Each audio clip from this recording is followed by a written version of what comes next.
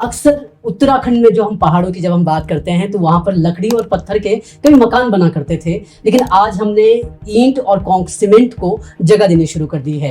क्या ये अच्छा है, क्या ये बुरा है? आज हम आपको मिलाने वाले हैं कृष्ण चंद्र कुडियाल जी से। आप धारी देवी मंदिर गए होंगे तो धारी देवी मंदिर के पुनर्निर्माण का काम उन्होंने किया है। आप जो है बिशोई जाएंगे तो वहाँ महासू देवता के मंदिर का पुनर्निर्माण उन्होंने किया है। मैं केसी कुडियाल, कृष्ण चंद्र कुडियाल, उत्तरकाशी बाड़ाट का रहने वाला हूँ। पहाड़ों में ईंट और सीमेंट का घर बनाना कितना मुफीद है, क्योंकि वो बहुत आसानी से मिल जाता है, इसलिए हम कर रहे हैं। क्या वो हमारे पहाड़ के लिहाज से ठीक है या नहीं है? गांव वाले को चॉइस देंगे कि आपको पठाल वाले मकान में रहना है कि पक्के मकान में रहना है। उस गांव जो गांव में व्यक्ति होगा उसको वो पक्का मकान प्रेफर करेगा, तो उनकी खुद ही प्रेफरेंस पक्के मकान की है। हमें क्या करना चाहिए, जो पुराने हमारे मकान थे, हमारे उत्तराखंड के जो ये पौराणिक मंदिर हैं, बूढ़ा केदार से लेके उधर से लेके कटारमल और उधर ये आपके कुमाऊं बेल्ट में, ठीक है, कत्यूरी शैली और ये जागेश्वर, उधर ये डॉक्यूमेंट ही नहीं है। जो भी फॉरेस्ट डिपार्टमेंट के अंदर खाली पेड़ ही नहीं आते, पटाल भी आते हैं, पत्थर भी आते हैं, सब कुछ उनके अंदर है। तो हमारी जो गवर्नमेंट पॉलिसी है वो आपको टोटली डिस्करेज करती है कि आप लोकल मटेरियल यूज़ करें। क्या कोठी बनाल एक्चुअली है, क्या आर्किटेक्चर है? किस तरह से वो इतने हजारों साल से भूकंप को भी सह लेती है, आपदाओं को भी सह लेती है? क्या है ये कोठी बनाल? अलग हिमाचल और उत्तराखंड का जो आर्किटेक्ट है उसमें कितना डिफरेंस है? हिमाचल और उत्तराखंड का आर्किटेक्चर जो है, हिमाचल उत्तराखंड नहीं बोलूँगा, हिमाचल और जौनपुर, बम्बई में चले जाओ, दुबई में चले जाओ, सब जगह उत्तराखंड सोसाइटी, गढ़वाल सोसाइटी, हिमाचल में जाओ, हिमाचल वालों की तो कोई प्रेजेंस ही नहीं है बाहर। केदारनाथ आपदा जो आई है ना, उसके लिए बोला जाता है कि ये धारी देवी की मंदिर की मूर्तियाँ उठाई गई और तब ये आपदा आई। ठीक है, मैं आपको बता दूँ, जिस दिन ये आपदा आई उस दिन से पिछली रात को, मेरे पास फोटो है उसका, हमने धारी देवी का मॉडल बना रखा था। धारी देवी में पानी भरने लग गया, ये किसी को नहीं पता, ये किसी को नहीं पता है। वो गांव के पुराने दिन, गांव का घर, मिट्टी की खुशबू, वो पहाड़, वो धारे, वो नौले। बदलता वक्त इन सभी चीज़ों को धुंधला करता हुआ नजर आ रहा है। जिस गांव में हमारा बचपन बीता, आज उसी गांव में पैर पड़ते हैं तो वो मिट्टी से महकते घर नहीं बल्कि पुट्टी से लिपे मकान नजर आते हैं। जहाँ एक तरफ बड़ी बड़ी पठालों से मकान बनते हैं, अब वही मकान कंक्रीट की चपेट में आ गए हैं। तो बदलता वक्त इन सभी चीज़ों को अपने साथ बदलता हुआ नज़र आ रहा है, लेकिन क्या ये बदलाव अच्छे हैं? और अगर इसका जवाब हाँ है तो फिर क्यों हमारे बुजुर्गों ने पहले से ही ये पठाल की जगह ईंट और कंक्रीट से मकान क्यों नहीं बनाए? दरअसल ये वो सवाल हैं जो अक्सर एक पहाड़ी के मन में उठते हैं कि हमारे घरों में जब पठाल के घर हुआ करते थे, उनकी ठंडक मिलती थी, आज वो सारा परिवेश कहीं ना कहीं बदलता जा रहा है। अब इन जो सवाल उठाए जा रहे हैं, इनके जवाब हमें कहीं नहीं मिलते। तो हमने क्या किया, हमने एक ऐसे शख्स को आज यहाँ ऐसे बुलाया है जो आपको इन सवालों के जवाब देने वाले हैं। अक्सर उत्तराखंड में जो हम पहाड़ों की जब हम बात करते हैं तो वहाँ पर लकड़ी और पत्थर के कई मकान बना करते थे, लेकिन आज हमने ईंट और सीमेंट को जगह देनी शुरू कर दी है। क्या ये अच्छा है, क्या ये बुरा है? इन सभी बातों पर भी हम आज बात करने वाले हैं। आज हम आपको मिलाने वाले हैं कृष्ण चंद्र कुडियाल जी से। कृष्ण चंद्र कुडियाल वो शख्स हैं जो उत्तराखंड की वास्तुकला को संरक्षण करने के काम में जुटे हुए हैं। अगर आप कृष्ण चंद्र कुडियाल को नहीं जानते हैं तो उनके काम को ज़रूर जानते होंगे। आप धारी देवी मंदिर गए होंगे तो धारी देवी मंदिर के पुनर्निर्माण का काम उन्होंने किया है। आप जो है बिशोई जाएंगे तो वहाँ महासू देवता के मंदिर का पुनर्निर्माण उन्होंने किया है। रघुनाथ मंदिर हो गया, बिनसर महादेव हो गया, ढेर सारी लंबी लिस्ट है जिस पर हम बात करने वाले हैं। लेकिन जैसे कि मैंने कहा कि कुडियाल जी हमारे साथ हैं, तो हम जानना चाहेंगे कि पहाड़ी वास्तुकला को कैसे बचाया जाए, कैसे हम अपने रोज़मर्रा के ज़िंदगी में ऐसे प्रयास कर सकते हैं, जब हम अपना घर बना रहे हैं तब ऐसे प्रयास कर सकते हैं कि पहाड़ी वास्तुकला को अपनाया जाए, एक वर्नाकुलर आर्किटेक्चर की तरफ जाया जाए ताकि हमारा भला हो सके। तो सर, बहुत बहुत शुक्रिया हमें समय देने के लिए। एंड सबसे पहला सवाल मेरा आपसे ये है, क्योंकि हम केसी कुडियाल शायद लोग उतना नहीं जानते होंगे, लेकिन उनके काम की जब हम बात करते हैं तो वो नज़र आता है। केसी कुडियाल हैं कौन, आते कहाँ से हैं, और क्यों आज हमने सोचा है कि हम पहाड़ी वास्तुकला को लेकर के जितने भी हमारे सवाल हैं आपके पास पहुँचाएंगे? मैं केसी कुडियाल, कृष्ण चंद्र कुडियाल, उत्तरकाशी बाड़ाट का रहने वाला हूँ। ठीक है, मेरा जन्म उत्तरकाशी बाड़ाट में हुआ है। हमारा गांव सुखरी गांव प्रताप नगर ऊंट पट्टी में पड़ता है, ओके। ठीक है। और वहाँ से सभी कुड़ियाल लोग जो हैं उत्तरकाशी माइग्रेट हुए, फिर कुछ देहरादून, कुछ उत्तरकाशी में है। तो मैं उत्तरकाशी का रहने वाला हूँ और मुझे गर्व है कि मैं उत्तरकाशी का रहने वाला हूँ। तो सर जब हम आपकी प्रोफेशनल एक्टिविटीज़ की बात करते हैं, कुडियाल के बारे में कई ऐसे आर्टिकल्स मैं पढ़ चुका हूँ कि जो ये है पहाड़ी वास्तुकला को कहीं ना कहीं जो मृत प्राय होती जा रही थी उसको कहीं ना कहीं आप एक जीवन दान देने की कोशिश कर रहे हैं। उस लिहाज से अगर मैं आपका इंट्रोडक्शन जानना चाहूँ तो कुडियाल क्या कर रहे हैं, किस तरह का उनका काम, एक प्रोफाइल वहाँ पर क्या बनती है? देखिए, मैं पहले IIT रुड़की से पास आउट होके दिल्ली में 97, 98, 99, 2000 मैं दिल्ली में काम कर रहा था, ठीक है, अपार्टमेंट्स। और ये द्वारिका तब बनना शुरू हुआ था। हमने द्वारिका के बहुत सारे अपार्टमेंट बनाए और स्कूल्स, एंडले एंड एसोसिएट्स, उनके साथ में स्कूल से काम कर रहा था। इवन यहाँ सेंट जोसेफ की हमने एक बिल्डिंग ब्लॉक डिज़ाइन किया था और दिल्ली नोएडा के कई स्कूल। उसके बाद क्या हुआ कि मेरे एक्चुअली पिताजी जो थे वो बचपन में, जब मैं 14 साल का था, जब 10th से पहले उनका देहांत हो गया था। वो कंस्ट्रक्शन के फील्ड में थे और काफ़ी उन्होंने मेरे को तो ज़्यादा उनके बारे में पता ही नहीं था क्योंकि मैं बहुत छोटा था, ठीक है। तो उसके बाद जब उनका देहांत हुआ, उसके बाद मैंने ये आर्किटेक्चर जो है स्कूल से निकलने के बाद मैंने आर्किटेक्चर किया और रुड़की से। और तब उसके बाद मैं दिल्ली में जब ये कर रहा था तो मेरी माँ जी जो है वो उत्तरकाशी में रहती हैं और हमारा घर सब कुछ उत्तरकाशी में है। तो उनका बहुत वो था कि मतलब वापस आके यहाँ पे तुम करो।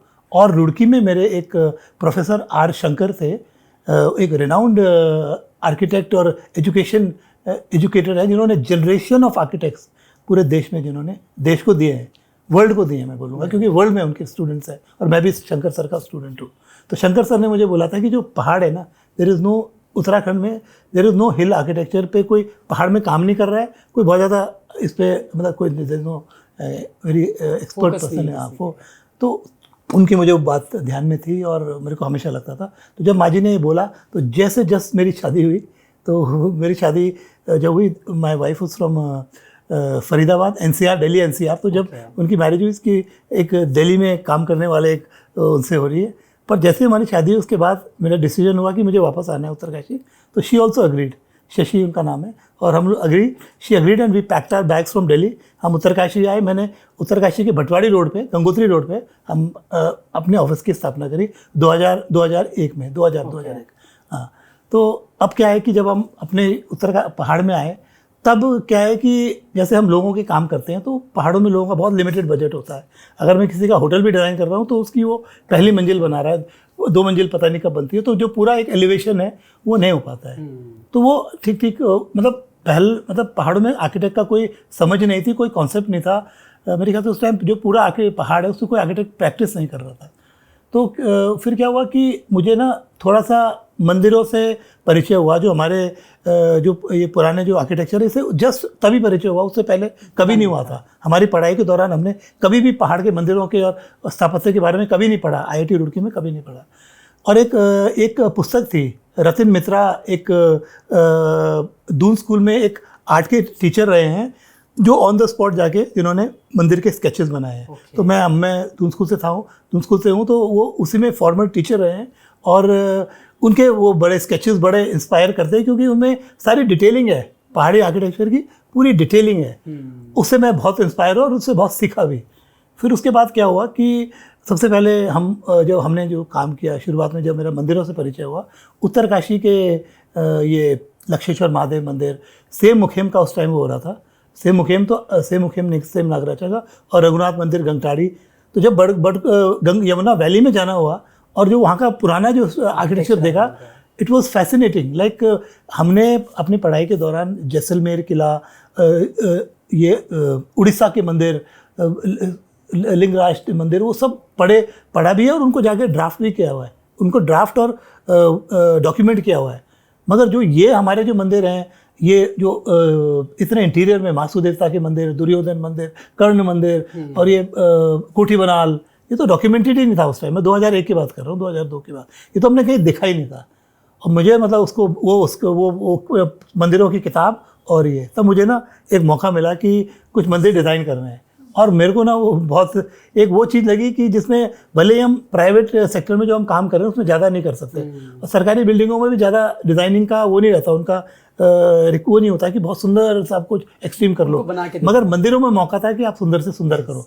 तो फिर मेरी शुरुआत गंगटाड़ी के मंदिर, ये गंगटाड़ी मंदिर है, रघुनाथ मंदिर प्राचीन मंदिर है, और वहाँ से शुरुआत मैंने एक मंदिर वहाँ पे, फिर ऐसे एक एक मंदिर थोड़ा ना, तो ये वहाँ हो गया, फिर सेम नागराजा हो गया, फिर बाद में सुरकुंडा देवी हो गया, और ऐसे कर करके फिर धीरे धीरे लगभग 100-150 मंदिर मुझे करने का अवसर मिला है। और देखिए ये मंदिर, इन मंदिरों की खासियत ये है कि ये सब लोगों के प्रयास से बनते हैं, ठीक है। इसमें आप देखेंगे आज राजनीति में गाँव के विभाजन हो रखे हैं अलग अलग, मतलब उस ज़माने में तो उतना भी नहीं था, पर आज की तारीख में तो प्रधान के उसमें भी, मगर ये मंदिर सबको जोड़ देते हैं। जब किसी गांव में, किसी क्षेत्र में मंदिर के बनाने की जो प्रक्रिया है ना, उसमें समाज जुड़ जाता है और आपका रिवर्स पलायन भी होता है।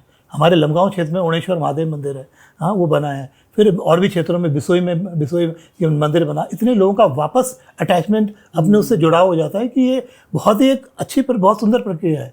मतलब मैं इसको ऐसे नहीं देखता था कि मंदिर और भगवान, मैं तो मतलब केदारनाथ मंदिर में हमने केदारनाथ में 4-5 साल किया। मैं 2-3 बार मुश्किल से अंदर गया हूँगा मंदिर।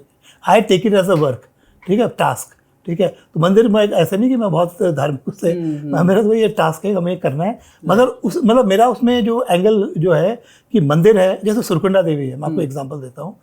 सुरकुंडा देवी मंदिर में जब हम कर रहे थे तो मैंने उनसे पूछा आपका क्या बजट है। उन्होंने कहा कि हमारा बजट है 25 लाख रुपये। मतलब मैं ये जानना चाह रहा किस स्केल का मंदिर बनाना चाहते हैं, तो उन्होंने कहा 25 लाख रुपये। तो फिर हमने मंदिर का नक्शा बनाया, और उत्तरकाशी से मेरे एक मिस्त्री है, वो वहाँ पे आया और उसने पूरा मंदिर बना दिया, और मंदिर बहुत भव्य अच्छा बना। और जब वो मिस्त्री ने सारा काम कर दिया, उन्होंने मिस्त्री को सोना का दान दिया, सोना, और दुकान में लायक सारा सामान सोने का दान दिया। और जब मैंने पूछा क्या स्थिति है, उन्होंने कहा वो 25 लाख तो बचे हैं अभी, वो 25 लाख खर्च ही नहीं हुए। इतने श्रद्धालुओं की वहाँ होती, उन्होंने जैसे बनते देखा और वहाँ कोई कमी नहीं हुई। अब क्या है, मंदिर तो बन गया, अब जो उसका दान है वो कई गुना बढ़ गया। अब वो जिन गांव का वो मंदिर है, उस दान से पहले तो आप अपने मंदिर का परिसर, धर्मशाला ये कर सकते हैं, उसी दान से आप एक एक गांव को टेकअप करके उनका स्कूल हो गया, पंचायत घर हो गया, आप वो गांव आपके पूरे उसको सस्टेन और एक बहुत अच्छा वो कर सकता है। तो दैट शुड बी द मंदिर की सही जो आपके व्यवस्था है ना, तो वही सही रहेगी, ठीक है। तो मेरा वहाँ पे नेगी जी थे, जरदारी जी थे, बड़े जेन्युइन लोग थे, तो उनसे बड़ा वो। और जब हमने उसके लिए कारीगर ढूंढे ना, हमें कारीगर नहीं मिले, हमें सुरकुंडा देवी मंदिर के लिए लकड़ी के कारीगर नहीं मिले। मेरा उस टाइम पे वो जो गंगटाड़ी में काम चल रहा था, उधर काम चल रहा था, मैं एक हफ्ते सारा काम रोक के मैं बड़कोट में रहा, असवाल जी हैं, उनके साथ चल रहा था गंगटाड़ी का काम, पर मुझे कारीगर नहीं मिल पाया। कंडार देवता उत्तरकाशी के लिए मिल गए थे कारीगर, साइमल्टेनियसली सुरकुंडा देवी मंदिर के लिए कारीगर नहीं मिले। हम सहारनपुर गए हैं, और सहारनपुर से हमने सुरकुंडा देवी मंदिर का सारा काम कराया है, कोई कारीगर नहीं मिले। मगर आज की बात है, आज की तारीख में मेरे करीब 10 मंदिर चल रहे होंगे, जहाँ पे मतलब हर टाइम पे करीब चलते रहते हैं, और full people are there. The third generation is now working with, दादा काम करते थे, रूपराम जी कोटा गांव से थे हमारे साथ, रोहन उनका पोता हमारे साथ लेखक गांव में जिसने काम किया है, निशंक जी के पूरे लेखक गांव का उसने काम किया है। तो ये आगे जनरेशन, देखिए अगर हम उनको लकड़ी का काम देते हैं तो उसकी इम्पोर्टेंस और एक अच्छी दिहाड़ी, और इसमें एक बहुत बड़ा रोल मैं बोलूँगा कर्नल अजय कोठियाल सर का। मतलब जब हम 2013 में केदारनाथ का काम कर रहे थे, उनसे मेरा वो हुआ, परिचय हुआ, तो वो सबसे पहले तो मैं उनके साथ उनको लेके गया। मैंने कहा सर मैं अपनी साइड पे ले जाता हूँ अपने। हम उत्तरकाशी से गए सरनौल, हम उत्तरकाशी से गए गंगटाड़ी, हम उत्तरकाशी से गए ये नागसात, हम ये बिसोई, अलग अलग जगह। और वो क्या करते थे, वहाँ जाके हाँ भाई रंजीत इसका नाप ले लो, वो नाप करते थे, तू तो वहाँ जा, वो यूथ फाउंडेशन कैंप भर्ती में भेजते थे, और सर साथ साथ ये स्टडी करते थे सारा चीज़। उन्होंने क्या किया कि जब हम आए नीचे, तो उन्होंने इन लोगों को एंगेज करने के लिए, मेरा वहाँ पे विषय ये कोटा में काम चल रहा था उस टाइम, कोटा का मंदिर, तो मैंने कहा भाई मुझे अब कारीगर चाहिए तुमसे। तो उन्होंने गढ़वाल रेजिमेंट के लिए, पहाड़ी जो गढ़वाल रेजिमेंट था यहाँ पे, मैं भी गया सर के साथ वहाँ पे। मैंने कहा यहाँ पे तो गढ़वाल का कोई साइन ही नहीं है, गढ़वाल रेजिमेंट है, कुछ तो एक होना चाहिए। तो सर ने एक पहाड़ी तिवारी, हाँ एक पूरी एक हट वो सर ने बनवाई थी, और ये सब कारीगर आए थे, कोटा के कारीगर, उसमें गढ़वाल रेजिमेंट का साइन है, and it is folding Tiwari. वो यहाँ से गई उधमपुर, वहाँ से गई बठिंडा, अब वो गई नॉर्थ ईस्ट में, वो सारा खुल जाता है और वो उससे ट्रैवल करता है। उसके बाद सर ने उनको एंगेज रखने के लिए वसंत विहार में अपने घर में किया। उसके बाद केदारनाथ में पूरा काफ़ी सारा आप लोगों काम, का। धारी देवी मंदिर टोटल काम, धारी देवी मंदिर मैंने डिज़ाइन भी किया था और हमने उसको एग्जीक्यूट भी किया था। तो करत साहब की सारी टीम थी उसमें, और ये कारीगर ये सारे।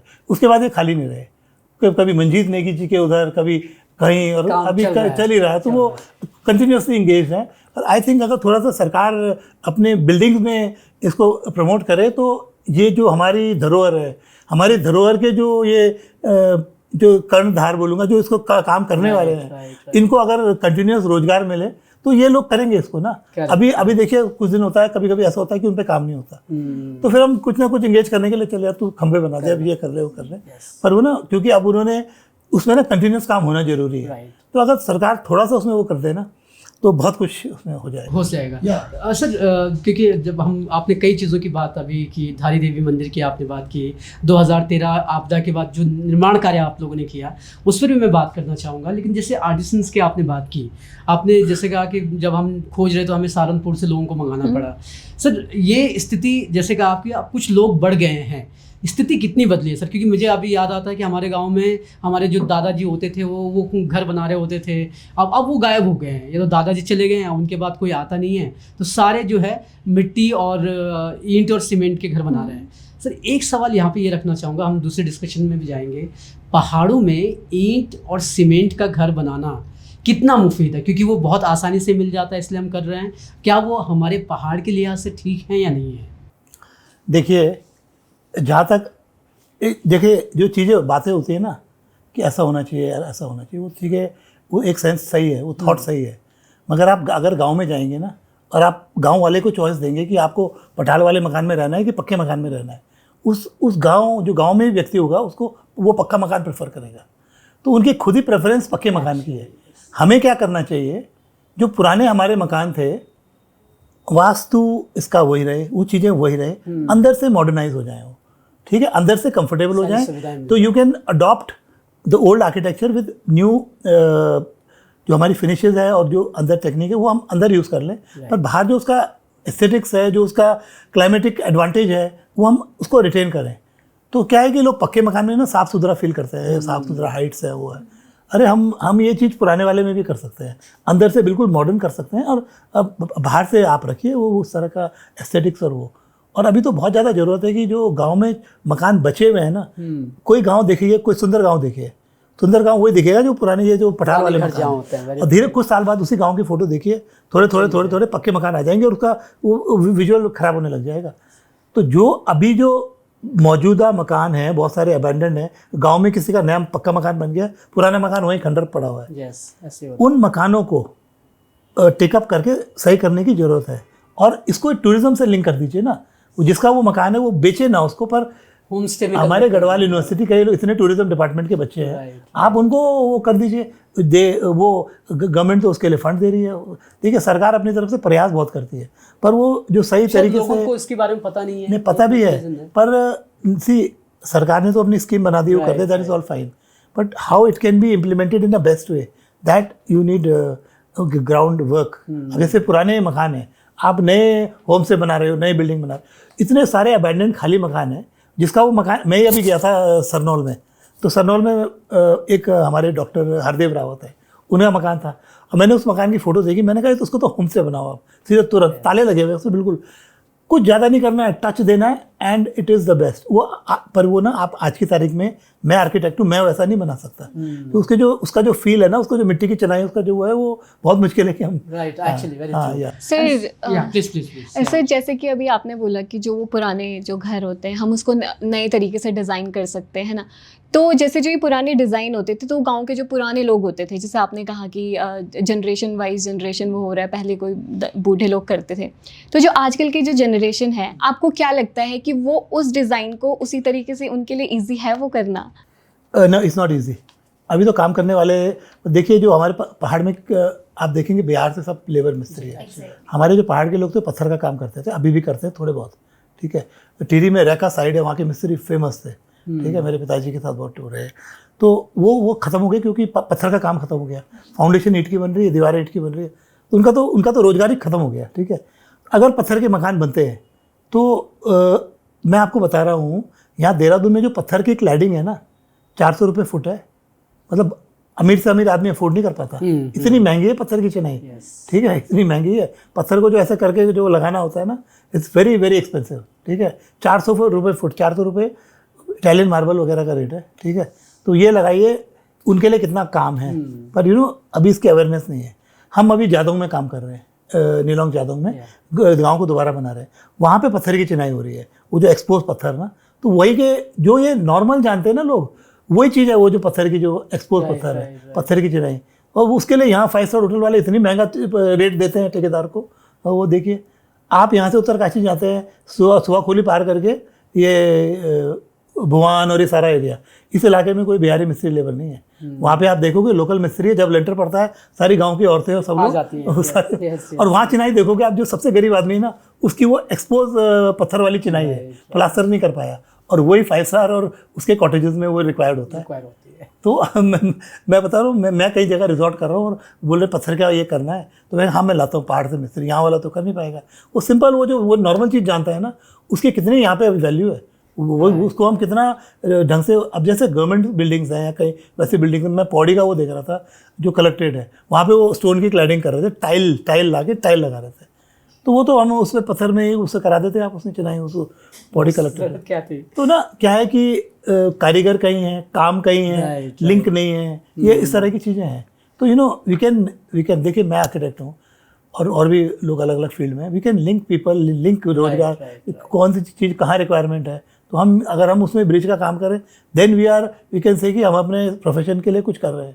ठीक है, नहीं तो अपना तो कर ही ना जो। तो वेरी ट्रू सर, क्योंकि जब हम पहाड़ी वास्तु की बात करते हैं, पहाड़ी आर्किटेक्ट की बात करते हैं, हमें ढेर सारी किताबें मिल जाती हैं जब हम किसी दूसरे राज्य की या भारत के आर्किटेक्ट की बात करते हैं। पर पहाड़ी वास्तु की जब हम बात करते हैं, तो मुझे बड़ी मुश्किल से 1-2 किताबें मिली जब मैं आपके बारे में रिसर्च करने की कोशिश कर रहा था। ये एक ना बहुत वैसा टॉपिक है, बहुत ही महत्वपूर्ण टॉपिक है। आप IIT रुड़की है, यहाँ पे 1-2 आर्किटेक्चर कॉलेज है, देश के अंदर 700-800 आर्किटेक्चर कॉलेज है। उन्होंने 3600 बार जैसलमेर का किला, 3600 बार हमारे मंदिर, सारे देश के नाप छाप करके उन पर पूरा डाटा पड़ा हुआ है। हमारे उत्तराखंड के जो ये पौराणिक मंदिर हैं, बूढ़ा केदार से लेके उधर से लेके कटारमल और उधर ये आपके कुमाऊं बेल्ट में, ठीक है, कत्यूरी शैली और ये जागेश्वर, उधर ये डॉक्यूमेंट ही नहीं है। डॉक्यूमेंटेशन का मतलब होता है ये नपते हैं पूरे एग्जैक्टली, और इनकी हाथ से ड्राइंग बनती थी, हम तो हाथ से उस टाइम पे बनाते थे। ये इसको पूरा डिजिटल फॉर्म में ले आते हैं, उसको पूरा ड्राफ्ट करते हैं। तो वो एक सब्जेक्ट है आर्किटेक्चर में, ठीक है, सभी जगह आर्किटेक्चर में सब्जेक्ट है। हमें क्या करना चाहिए, हमें जो ये हमारे मंदिर है, आर्किटेक्ट कॉलेजेस को, देखिए हमारा आर्किटेक्ट एसोसिएशन है उत्तराखंड, ये इंडियन इंस्टीट्यूट ऑफ आर्किटेक्ट्स और उत्तराखंड चैप्टर है, ठीक है। हम लोग भी इसमें वो कर सकते हैं कि आप आइए और यहाँ के मंदिरों को डॉक्यूमेंट कीजिए। उनका देखिए, इतनी सुंदर जगह जाएंगे, ठंडी जगह है, आप उधर बिसोई जा रहे हैं, आप उधर नागसाथ जा रहे हैं, आप उधर हनोल जा रहे हैं, आप उधर मोरी नटवाड़ उधर उस तरफ जा रहे हैं, आप जखोल जा रहे हैं, तो उन मंदिरों को डॉक्यूमेंट कीजिए और bring them on the architectural data. तो हम पे इनका कोई डाटा नहीं है, अब तभी तो नेट पे कुछ भी नहीं है information actually. Another thing, there is no terminology. अभी इसको क्या बोलते हैं, लटकन बोलते हैं, इसको क्या बोलते हैं, झालर बोलते हैं। ये तो हमने नाम रख दिया जैसे वो दिख रहा था, उसे क्या नाम रहे होंगे वी डोंट नो, वो लुप्त हो गया, वो उसका कोई कनेक्शन नहीं है कि ये इसको क्या बोला जाता था। तो जो ये एलिमेंट्स हैं, हमारे जो पहाड़ी आर्किटेक्चर के एलिमेंट्स हैं, ये जो हमारा जो कार्व्ड ये होता है और वो लटकने वाले होते हैं, ये हमारे खंबे होते हैं, आर्चेज होते हैं, और डिटेलिंग में बहुत सारी और चीज़ें हैं। इनके कोई नाम नहीं है, कोई भी नाम नहीं है। इनके नाम रखे, इनका एक तरीके से ना इनका वो होना चाहिए, डॉक्यूमेंट होके भाई ये नाम है, तो हम सब ये उसी नाम को बोलेंगे और वो एक कॉमन प्लेटफॉर्म पे हर किसी को समझ में आएगा।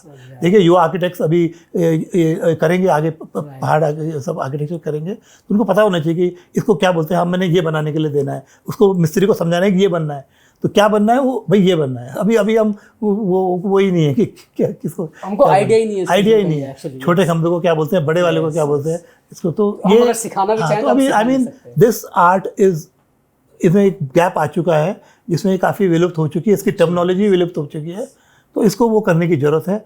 अभी तो देखिए, अभी लोगों का ना उत्तराखंड में जो नई पीढ़ी है और जो लोग हैं, उनको ये पहाड़ी आर्किटेक्चर बहुत पसंद आ रहा है, मतलब लोगों को पसंद आता है और जो है, और इसके कर्म करने वाले भी लोग हैं, तो इसको प्रमोट किया जाना बहुत ज़रूरी है। तो अच्छा रहेगा वो हर तरह से। तो सर जैसे कॉलेजेस में तो हम इस चीज़ को थ्योरेटिकली पढ़ सकते हैं, है ना, जैसे अभी आपने बताया, तो आपको क्या लगता है कितना ज़रूरी है कि अगर हम फॉर एग्जांपल पहाड़ के किसी हम मंदिर के बारे में बता रहे हैं और उन्हें वहीं जाके स्टूडेंट्स वहाँ जाके देखें उस चीज़ को और समझें? इनफैक्ट वहीं ले जाके आप बताएंगे, अगर आप हिल आर्किटेक्चर पढ़ा रहे हैं Yes. और आप उनको वहीं पे ले गए और वहाँ होम स्टे में आप रह रहे हैं, गांव की इकोनॉमी भी अच्छी रहेगी। वो जाते तो हैं, और जगह तो जाते हैं, वो Yes. भुवनेश्वर जा रहे होता ही है। हैं, जयपुर जा रहे हैं, जैसलमेर जा रहे हैं, तो वही वो गए, जखोल में गए, वहाँ होम स्टेज में रहे, 3-4 दिन लगते हैं उसमें, वो सारा मंदिर नापा, परिसर नापा, वो डॉक्यूमेंट भी हो गया और वो डॉक्यूमेंट काम भी आ जाएगा, वो हमारे काम भी आ जाएगा, सरकार के काम आ जाएगा। हाँ, टिहरी झील है, नॉट ओनली दिस हेरिटेज, आप इन आर्किटेक्ट्स को पहाड़ में ले जाएंगे, टिहरी लेक, ये वो उस पर प्रोजेक्ट बना देंगे, वो तो आपको जो काम कराना है आप स्टूडेंट्स को इन्वॉल्व कीजिए एंड वो इतना आपको इजीली एकदम सर इफेक्टिव भी है। और सर एक आपने कहा कि जब आपको आर्टिसंस नहीं मिल रहे तो आपने कुछ सहारनपुर से लाना पड़ा।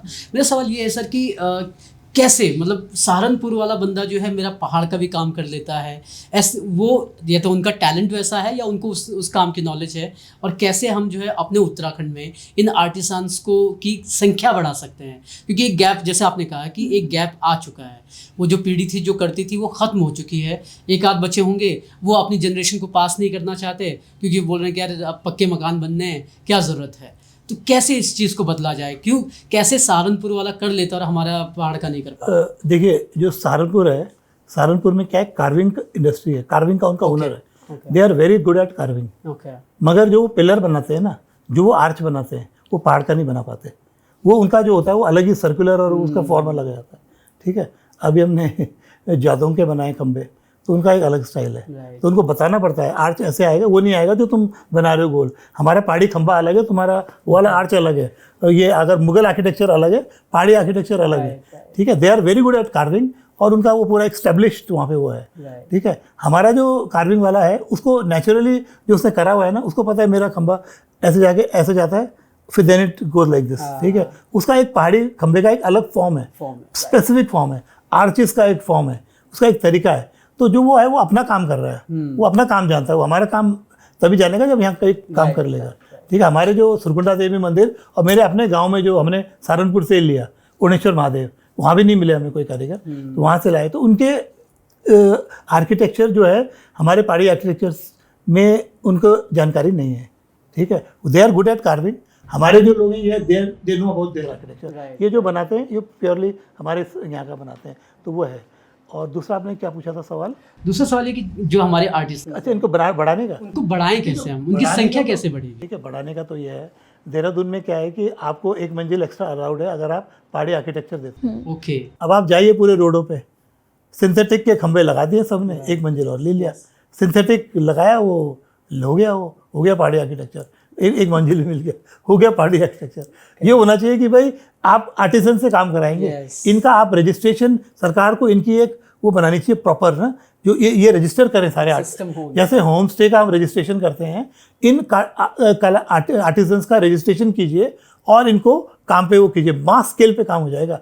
अभी जैसे मैं जानता हूँ ना, आर्टिसन से हम जुड़े हैं, बहुत सारे ऐसे लोग हैं जो पहाड़ी उसमें मकान बनाना चाहते हैं, पर दे डोंट नो वेयर हुम, और अगर मैं बोलूँगा इससे करा लो तो वो ऑलरेडी कहीं कर रहा होगा वो, तो बेचारे नहीं मिल पाएंगे, उनको नहीं मिल पाएंगे। पर क्या है कि अगर जानने वाला होगा तो वो थोड़ा वहाँ भी शुरू कर देगा और थोड़ा इधर भी करता रहेगा।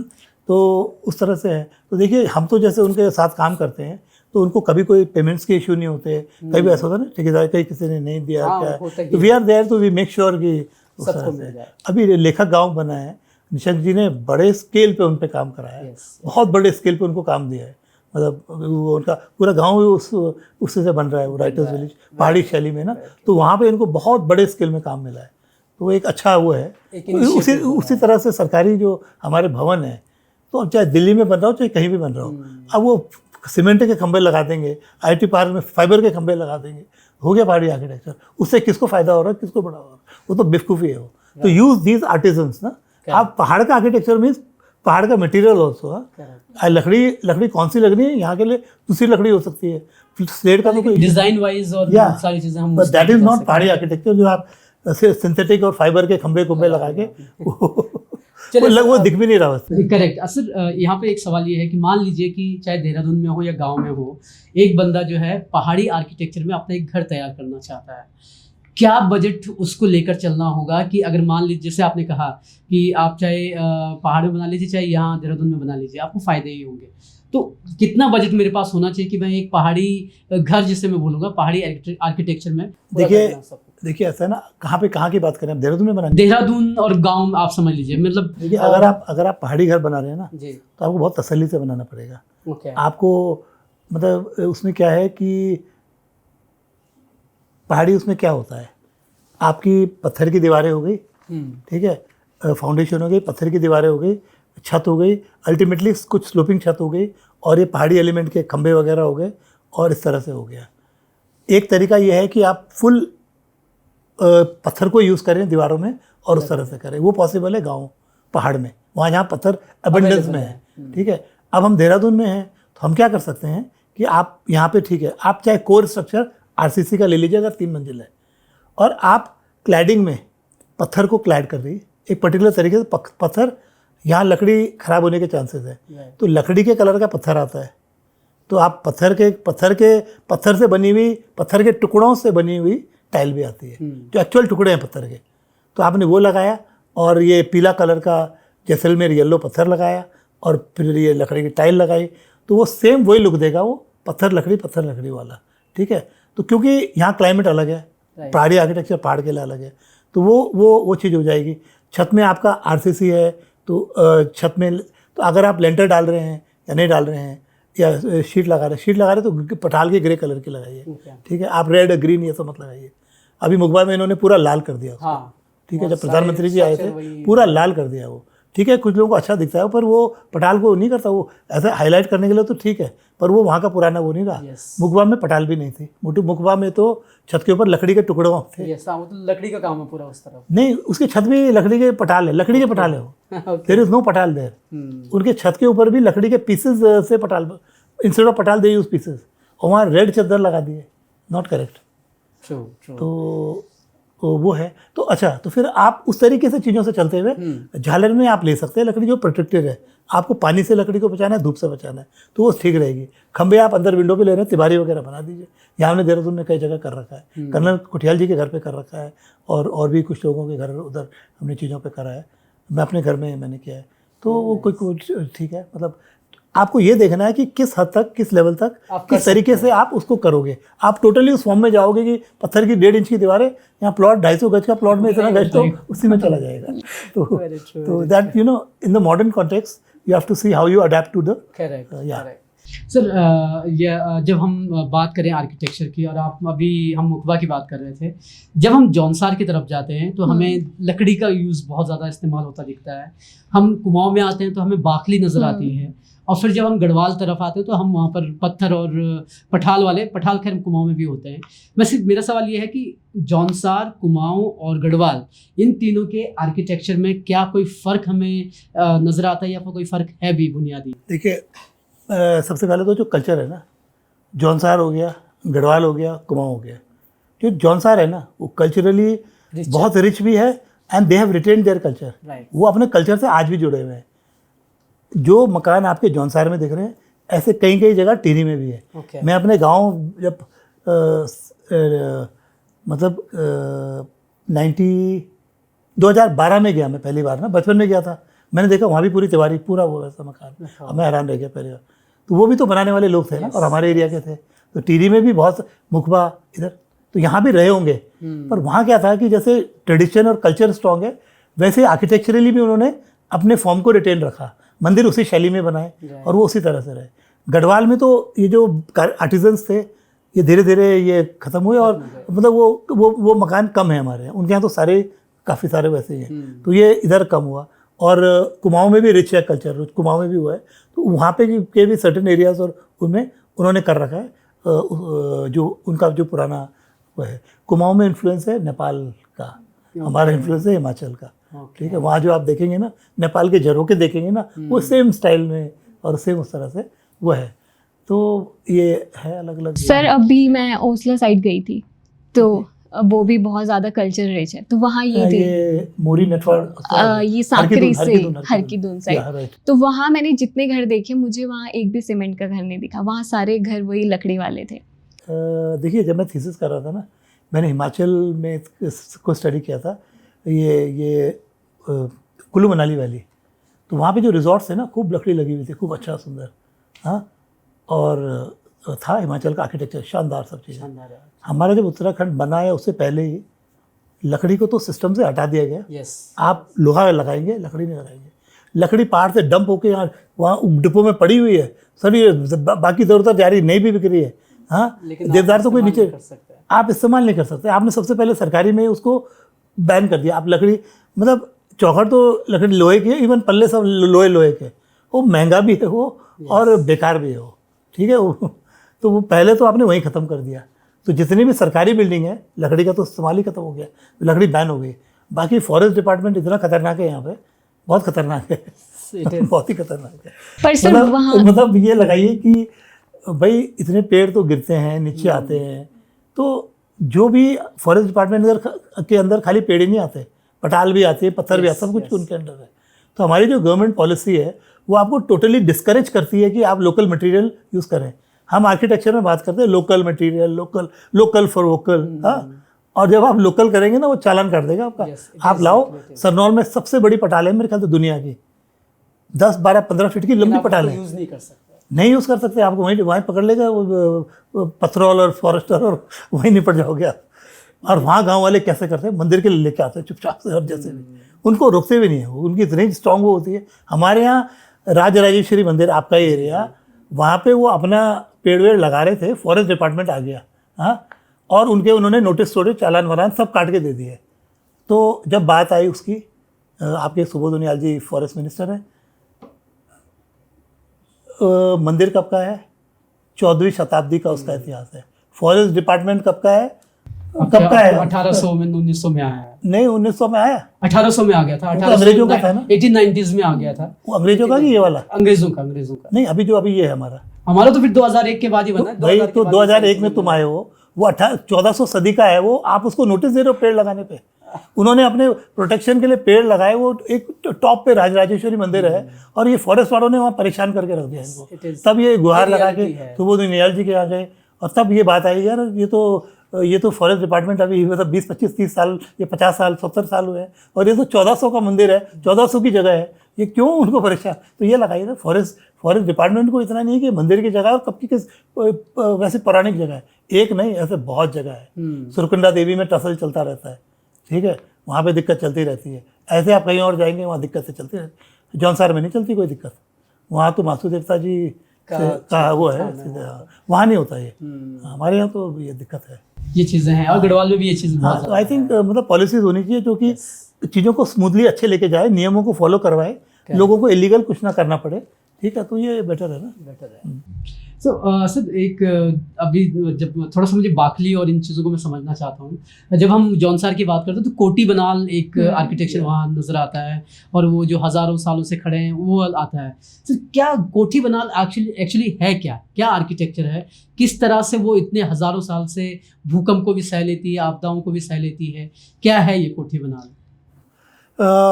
एक IIT रुड़की से एक मेरे मित्र आशीष जोशी कुमार PhD कर रहे थे, और वो एक टीम लेके गए इधर सरनौल और उस तरफ ना, और उन्होंने क्या किया कि ये जो बिल्डिंग दिख रही थी ऐसे, ये जिसकी आप बात करें, उस तरह की ऊंची बिल्डिंग दिखी, 4-5 मंजिला बिल्डिंग दिखी, बड़े प्रभावित हुए उससे। उनके साथ एक विदेश से भी एक टीम थी, और उन्होंने उसकी कार्बन डेटिंग करी। उन्होंने लोगों से पूछा कितना पुराना है, बड़ा फैसिनेटिंग। तो उन्होंने उसको, जब लोगों ने बोला ये मतलब होगा 200 साल पुराना था, उन्होंने देखा ये तो 500 साल पुराना है। हाँ, 500 साल पुराना मीन्स अकबर के ज़माने में बन रखा है वो, ठीक है, अकबर के ज़माने में वो किला है, तो यहाँ हमारा भी किला है, ठीक है, वो लाल किला है, तो यहाँ पे हमारा भी किला है बहुत। तो वो हैरान रह गए, और जब उन्होंने उसकी वो सिस्मिक स्टडी वगैरह करी, 500 साल तक इसको कुछ नहीं होगा, ठीक है, वो लकड़ी तो अमर हो गई है, वो देवदार की लकड़ी, हाँ। और उन्होंने 150वें नंबर पे वर्ल्ड इंसाइक्लोपीडिया ऑफ बिल्डिंग में उसको डाल दिया, हाँ, वो वर्ल्ड उसमें चली गई उस किताब में, ठीक है। तो कोठी बनाल आर्किटेक्चर देखिए, हम अभी 2025 में रह रहे हैं, हम सीमेंट, ईंट और इन सब का इस्तेमाल कर रहे हैं। ये हमारी जो ये चीज़ें इस्तेमाल हुई है पिछले 100 साल। देहरादून में तो पहले कॉलम ही नहीं होते थे, अभी 25-30 साल से कॉलम डाल रहे हैं लोग, सरिया ये सब। जो हमारा ये आर्किटेक्चर है पहाड़ में, और जो पुराना आर्किटेक्चर है, इवन देहरादून में आपका ये ब्रिटिश और जो पुराना हमारा वो आर्किटेक्चर है, लेखा गांव में 400 साल पुराने मकान है, तो वो आर्किटेक्चर बना है विद अ पीरियड ऑफ 1000, 500, 300, 100 साल की पूरी नॉलेज के का निचोड़ है वो, ठीक है। और ये आप अभी सरिया आई, अभी सीमेंट आया, और आपने क्या रुड़की, IIT रुड़की जो बना है वो कैनाल के लिए बना था, वो कोटले और ये सब हमारे थॉमसन। तो जो वहाँ पे गंगा जी बहती है, पूरे एक पुल के ऊपर गंगा बहती है, सिर्फ ईंट है उसमें, और ईंट और ये चूना, नो स्टील, नो सीमेंट, और 150 साल तक अभी चल रहा है वो, ठीक है। हम उसको आज क्यों नहीं बना सकते? वो सीमेंट भी मिलता है, सीमेंट नहीं, ईंट भी हमारे पास है, चूना भी हमारे पास। Why are we not using that technology, ठीक है। तो ये सब मतलब अजीब सी, मतलब मैं खुद ही आर्किटेक्ट हूँ, मैं सोचता हूँ कि हम क्यों नहीं उसको क्यों नहीं यूज़ कर रहे। देहरादून में यहाँ मकान है इतने सारे पुराने, आर्चिस पे लेंटर डला हुआ है, नो सरिया, कोई सरिया वरिया नहीं है, कोई रोडी लेंटर, ये शटरिंग कुछ नहीं है, ठीक है। इतने पुराने अभी भी मकान है, राजभवन ये पुराने देखिए, हम उसको क्यों नहीं यूज़ कर रहे हैं? करेक्ट। हम उस टेक्नोलॉजी को क्यों छोड़ दे रहे हैं? अरे थोड़ा सोचना चाहिए, सोचने की जरूरत है। सर, जब हम जैसे बाकली पे मैं अब आना चाहूँगा, बाकली इतनी लंबी नजर आती है, उस पे जो है बाकली का निर्माण जो किया होगा, क्योंकि आपको दिखती है यहाँ से शुरू होती है और वो कई दूर तक जा रही है। सर, बाकली में क्या अलग नजर आता है, आर्किटेक्ट वाइज क्या अलग नजर आता है उसको? जो कुमाऊं का जो कुमाऊं की मैं बात कर रहा हूँ। देखिए उसमें क्या है, जैसे हमारे यहाँ ना, हमारे यहाँ क्या है कि जैसे बरामदा होता है, अब पूरा एक तिबारी होती है और ऐसे लंबा चलता है तिबारी, और तिबारी का बरामदा होता है, उस तरह का है। और हमारे यहाँ जो मकान का यूज़ है, नीचे उसमें जानवरों का रहता है, एक सीढ़ी जा रही है ऊपर, और ऊपर ये बरामदा और वो और आर्चेज और वो है। जो बाकले वाला सिस्टम है उसमें तो आप जो उसकी चौखट का डिज़ाइन है, और जो उसमें ओपनिंग्स हैं, और जो उसमें झरोके हैं, वो डिफरेंट है इससे। उसमें क्या है कि जैसे हमारे यहाँ अलग अलग खंबे हैं, उनके यहाँ जो चौखट है ना, चौखट में एक खंबा कार्व्ड है। आप जैसे वो देखेंगे ना, तो उसी में खंबा कार्व्ड है, वो ऐसे लेयर बाय लेयर पूरा एक मोटा सा ऐसे फ्रेम जैसे जाता है वो, हाँ, और उसी में उनके आर्चेस का फॉर्मेशन अलग टाइप का है। तो वो देखिए हमारे यहाँ विविधता है फिर ये ना, मतलब बड़ी अच्छी बात है कि वो भी है और ये भी है, ये एक अलग टेस्ट है। ब्लू कलर, हाँ, वो जो ग्रैंड बहुत अच्छा लगता है, वो जो आप चौक है आपका, इसमें आगे चौक रहता है, चौक मकान की शोभा है, ठीक है। चौक मकान की शोभा है, आगे जगह ना हो तो यहाँ पे चौक रहता है, आगे आप सीढ़ी से एंटर करते हैं, वो आपका वो सुंदर सी खोली, और आप एंटर करते हैं ऊपर आपके, और झरोके बड़े प्यारे प्यारे से झरोके हो गए, और एक कलर कॉम्बिनेशन ऐसे रॉ नहीं रहता, हमारे यहाँ रॉ रहता है, हमारे यहाँ प्लेन वुड रहती है, कोई पेंट भी नहीं रहता कई बार, वहाँ वो ब्लूइश कलर उस तरह से, और छोटे झरोके और बड़े प्यारे प्यारे से वो, हाँ, और वो पूरी लकड़ी की रेलिंग होता है, तो वो बिल्कुल बहुत सुंदर। सर, ये गढ़वाल और कुमाऊं का तो नहीं अलग, गढ़वाल और कुमाऊं से अलग, हिमाचल और उत्तराखंड का जो आर्किटेक्ट है उसमें कितना डिफरेंस है? हिमाचल और उत्तराखंड का आर्किटेक्चर जो है, हिमाचल उत्तराखंड नहीं बोलूँगा, हिमाचल और जौनसार, जौनसार और ये टिहरी और जो हमारा गढ़वाल सिमिलर है, ठीक है, सिमिलर है।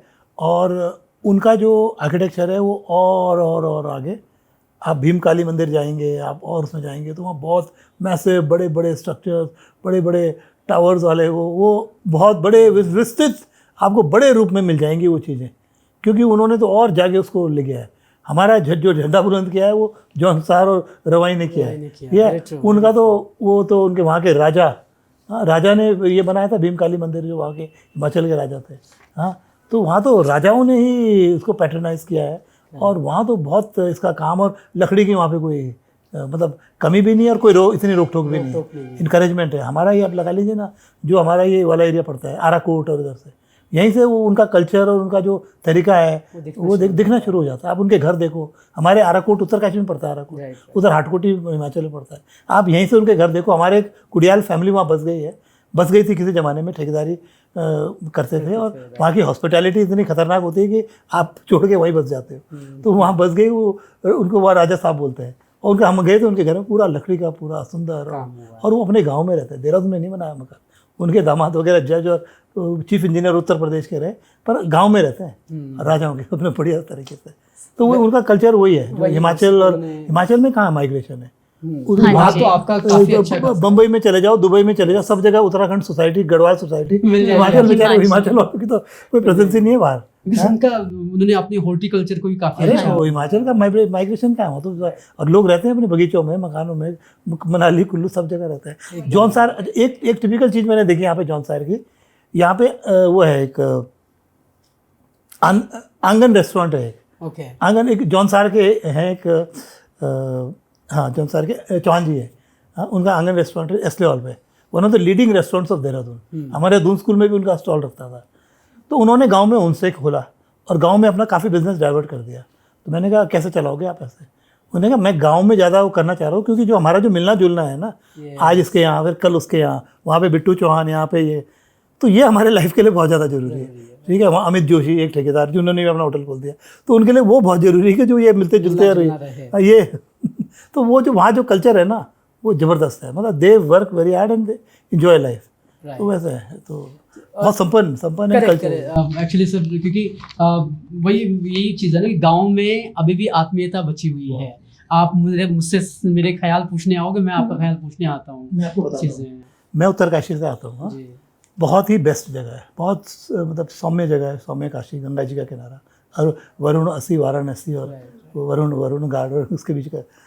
हम ना उत्तरकाशी से यहाँ 2014 में मकान शुरू हुआ, बच्चे यहाँ पढ़ने आए, शिफ्ट हो गए। 17 में हमारी कॉलोनी जैसे थी ना, उत्तरकाशी में क्या था, बहुत क्लोज नेट सोसाइटी है, पहाड़ों में आप रहते हो ना, सब हर किसी को जानता है, बहुत अच्छा लगता है, बड़ी आत्मीयता। हमारा वहाँ पे कला दर्पण वो, और उस तरह से बड़ा होटल एसोसिएशन, बड़ा इंटरेक्शन। हम यहाँ शिफ्ट हुए, यहाँ शहजादा रोड, वहाँ पे हमें बड़ा वो लगा, मतलब कोई इंटरेक्शन नहीं, लोगों का कुछ वो नहीं, जबकि मेरे बगल में मेरे IT के दोस्त हम मिलते हैं तो कभी सड़क पे क्रॉस करते गाड़ी पे मिल रहे हैं। यहाँ वो ना तो वो फील आता ना वो। हम यहाँ से मिड सेशन में शिफ्ट कर गए, हिल ग्रेंज स्कूल से बच्चे को निकाला और उत्तरकाशी जाने की हमने वो कर दी, पर एडमिशन नहीं हो पाया वहाँ पे मस्जिद दिलासा स्कूल में, तो उस साल टल गया। अगले साल उसका एडमिशन हुआ और तो हम यहाँ से शिफ्ट हो गए वापस। मिड सेशन में गए, माँ जी भी थी वहाँ पे अपने अंतिम उसमें, तो थोड़ा उनका लास्ट में पूरा हमने का यहाँ से हम वापस शिफ्ट हुए, क्योंकि हम बोर हो गए अपनी लाइफ से। यहाँ वहाँ पे आप उत्तरकाशी जाइए, बाजार में निकल जाइए, यहाँ आपको डग्गू जी मिल जाएगी, या पूरी जी मिल जाएगी, या और किसी घर जाने की जरूरत नहीं, वो अरे इतना अच्छा लगता है ना। तो वो आत्मीयता इतनी अच्छी है आज भी उत्तरकाशी में। टिहरी में मैं टिहरी में देखता हूँ ज़बरदस्त, वहाँ पे जो सारे पंजाबी फैमिलीज और वो, हाँ यहाँ देहरादून तो इट्स लाइक, मतलब आप ये चीज़ थोड़ा ऋषिकेश में, ढालवाला वगैरह चले जाइए, वहाँ पे बहुत पहाड़ी उस तरह से है। एंड पहाड़ी लोग हैं जो ज़्यादा इंटरेक्शन वगैरह, Delhi people who come from Delhi and who have settled here, उनको वो नहीं रहता इंटरेक्शन। तो वो हमें ना यहाँ पे वो तो लगता है पहाड़ों में बहुत आत्मीयता है, और वो हमेशा रहेगी, क्योंकि और कोई क्लास डिफरेंस नहीं है, कोई क्या है क्या नहीं है। वहाँ हकीमुद्दीन है, वहाँ पेंटर है, वहाँ वो सब एक, दास जी कैसे हो, कोई ये नहीं है कि इसका क्या गाड़ी थी, क्या रिश्ते से, और क्या हुआ है। तो एकदम सही कहा आपने। और क्योंकि पहाड़ के लोग जो हैं वो आत्मीयता कहीं, अब शहरों में आने के बाद हमने पैसे तो ज़रूर कमा लिए हैं, लेकिन अपनापन खो दिया है, वो चीज़ एक सच है। लेकिन हम कुडियाल जी की बात करते हैं सर। 2013 में जब केदारनाथ आपदा आई, आप उस टीम का हिस्सा थे जो उसका पूरा रिनोवेशन, जो पुनर्निर्माण का काम था, उसमें आप रहे। सर पहले तो मैं ये जानना चाहूँगा, 2013 के बाद जब आप लोग उस मंजर से गुजरे होंगे, जब आपने वहाँ के हालात देखे होंगे, किस तरह के हालात थे, क्या क्या चुनौतियाँ आप लोगों के सामने पुनर्निर्माण करने के दौरान आई हैं? केदारनाथ आपदा जो आई है ना, उसके लिए बोला जाता है कि ये धारी देवी की मंदिर की मूर्तियाँ उठाई गई और तब ये आपदा आई।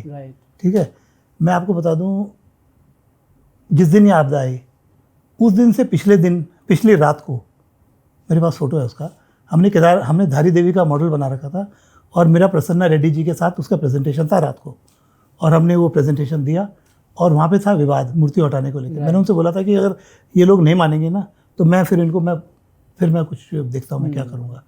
हम लोगों ने, जब हम आए थे धारी देवी का मंदिर डिज़ाइन करने, वहाँ काफ़ी कंट्रोवर्सी चल रही थी, इंटैक हो गया, ASI हो गया, वो नहीं मान रहे थे। मैं और किमुडी जी आए, हमने गढ़वाल मंडल में 1 घंटे में डिज़ाइन बनाया, उन्होंने 1 घंटे में ओके कर दिया पुजारी ने। मतलब वो देवी की ऐसी कृपा रही कि तुरंत हो गया वो। तो जिस दिन हमने वो प्रेजेंटेशन दिया, अगले दिन हमने मंदिर पे जाना था और सुबह सुबह बारिश हो रही थी काफ़ी। मेरी सिस्टर वहाँ पे आ रखी थी और मेरा बेटा था और बहन थी। हम लोग वहाँ आ रखे धारी देवी, और हमने अगले दिन सुबह मैंने जाना था वहाँ और इन सब ने आना था वहाँ पे। खंडूरी जी थे और बहुत बारिश हो रही थी और हम नहीं गए, फिर कोई रास्ता ब्लॉक हो गया और हम वापस आ गए। श्रीनगर के यहाँ पे मैंने देखा कि बहुत पानी बढ़ रहा हुआ है, मैंने फ़ोटो खींची, मैंने कहा तो बहुत पानी बढ़ा हुआ है, और हम निकल गए। किसी को नहीं पता कोई आपदा आ गई, कुछ हो गया है। मगर जब हम आगे गए लमगांव के रास्ते उधर, तो उत्तरकाशी के बहुत पास आके बद्रीनाथ से भी कोई लोग लौट रहे थे, वहाँ पे रोड ब्लॉक थी। वो ब्लॉक, फिर वहाँ पे ब्लॉक, फिर वापस आके हम प्रतापनगर रुके, अपने गांव में रुके उधर, ठीक है। तो वो तो किसी को पता ही नहीं था कि आपदा आ गई है। फिर वहाँ पे मैं बताता हूँ क्या हुआ। जो धारी देवी था, धारी देवी में पानी भरने लग गया, ये किसी को नहीं पता ये चीज़ें, ठीक है, ये किसी को नहीं पता है। हाँ, धारी देवी में क्या हुआ कि प्रसन्ना रेड्डी जी पहुँच गए, खंडूरी जी पहुँच गए और पुजारी थे, वहाँ पानी भरने लग गया। तो जब पानी भरने लग गया तो तब मूर्तियों को उठाने की बात आई, और जब वो हाथ लगा रहे थे पुजारी, तो देवी आ गई और भैया तुम नहीं हाथ लगा सकते, तुम लोग नहीं टच कर सकते। एंड तब मंदिर डाउन था और ये ऊपर का मंदिर बन चुका था, प्लेटफॉर्म बन गया था। तो व्हाट हैपेंड कि ये ट्रॉली में गए थे नीचे और पानी भर गया था ना, सारा पानी इधर आ गया था। हमने यहाँ पे प्लान कर रखा था पूरा धर्मशालाएँ बनेंगी। उन्होंने कहा कन्याओं को लाओ, तो उन्होंने कहा गाँव की कन्याओं, तो तब तो ब्रिज भी नहीं था ना, वो ट्रॉली गई उधर और वहाँ से कन्या आई गाँव की, उनके साथ कुछ और कन्या आई, वो आई, वो नीचे आए, वो भी चल गया, वो बड़ी बात है। जो उनका जो वो था ना क्रेन का, वो भी कभी कई दिनों से यूज़ नहीं हो रहा था। ये लोग नीचे गए, जैसे उन्होंने हाथ लगाया और तब इन्होंने एकदम से उठाया और तब ऊपर ले गए और उस प्लेटफॉर्म पे धारी देवी को रखा, जो अभी तक रखा हुआ था, जहाँ तोड़ा गया था, जहाँ लात मारी गई थी, जहाँ उसको एक थे वहाँ पे जिन्होंने वो करा गया, जो कि बाद में he went mad and he died, ठीक है। वहाँ पे धारी देवी इनिशियली थी, then it went to the main temple which we got a chance to do. हमने उसका डिज़ाइन किया, कंस्ट्रक्शन किया, ठीक है। तो ये तो हो गई धारी देवी की कहानी। वो ऐसा नहीं है कि आपदा इन्होंने उठाया तब आपदा आई, धारी देवी ने वहाँ से उठना था, इसलिए सब कुछ हुआ। अगर देवी की इच्छा तभी वो उठेगी, नहीं तो किसी के इसके उठाने या उसके उठाने से नहीं होगा कुछ, ठीक है। तो वो it had to happen, it had to come up. और जो धारी देवी ऐसे नहीं कि कहीं ऐसे आ गई है, वो बिल्कुल उसी जगह पे देयर इज अ शाफ्ट, वो it is dot on that spot and you have filled up this shaft which is filled up, and वो ठीक उसी स्पॉट पे ऊपर है। ओके, नाउ तो धारी देवी की बात जिन पे कि ब्लेम लगता है कि आपकी वजह से आए आपका। एक कर्नल अजय कुठियाल जी उत्तरकाशी में आए। हाँ, हमने सुना था, बताया तो लोगों ने यार, बड़े आर्मी, पहला गढ़वाली प्रिंसिपल एनआईएम में, गढ़वाल से पहले प्रिंसिपल, ठीक है। तो क्या हुआ कि वहाँ पे उसमें रहते हैं ना, उसमें क्या अभी क्या होता है, अभी लाइफ में पता ही नहीं, बड़े इनसिक्योर थे। फिर मैं जब पवित्र किया, जब मैं दिल्ली में गया और हमने एडमिशन वगैरह लिया, और then I took up architecture because of Pavitra, ठीक है। उसने बोला कि आर्किटेक्चर ऐसा, मैंने कहा ठीक है। तो नहीं कि मेरा ड्राइंग में इंटरेस्ट था, ड्राइंग पेंटिंग में मेरा इंटरेस्ट था, काफ़ी इंटरेस्ट था, ठीक है। तो फिर हमने तो that way I never thought कि उत्तराखंड में करूँगा, ये करूँगा या पहाड़ी करूँगा, मतलब ही नहीं, वो तो कोई थॉट ही नहीं था।